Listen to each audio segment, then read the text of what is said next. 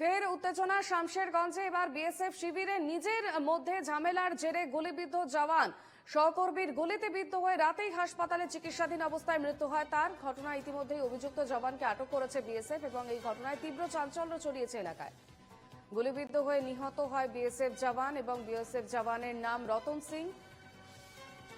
সহকর্মীর গুলিতেই গুলিবিদ্ধ হয়েছে সে এবং রাতেই হাসপাতালে তাকে ভর্তি করা হয়েছে।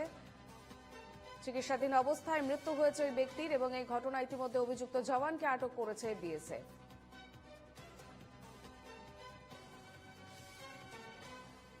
শামশেরগঞ্জে বিএসএফ শিবিরে একেবারে উত্তেজনা পরিস্থিতি। নিজেদের মধ্যেই ঝামেলার জেরে গুলিবিদ্ধ হয়েছে এক জওয়ান এবং সহকর্মীর গুলিতে গুলিবিদ্ধ হয়ে রাতেই হাসপাতালে চিকিৎসাধীন অবস্থায় মৃত্যু হয়েছে ওই ব্যক্তি। টেলিফোন লাইনে রয়েছেন আমাদের প্রতিনিধি সুমন্ত দাস। সুমন্ত, কি কারণে এই ঝামেলা? দেখো, গতকাল অর্থাৎ শনিবার 10:30 নাগাদ এই ঘটনাটি ঘটে। পুলিশ সূত্রে যেটা জানা যাচ্ছে যে প্রতিদিনের ন্যায় গতকালকেও অর্থাৎ শনিবার রাত্রেও বিএসএফ ডিউটি করছিল শামশেরগঞ্জের পাহাড়ঘাটি এলাকায়।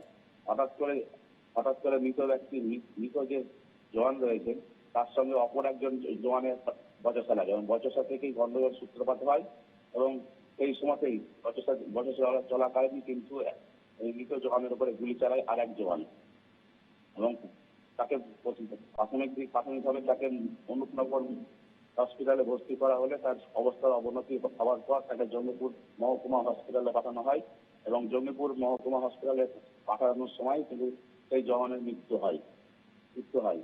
এখন প্রশ্ন হচ্ছে কি কারণে বা কিসের জন্য এই গন্ডগোলটা হয়েছিল সেটা সত্যি দেখতে শামশেরগঞ্জ থানার পুলিশ তথা জঙ্গিপুর পুলিশ জেলার পুলিশ। বেশ, ধন্যবাদ সুমন্ত।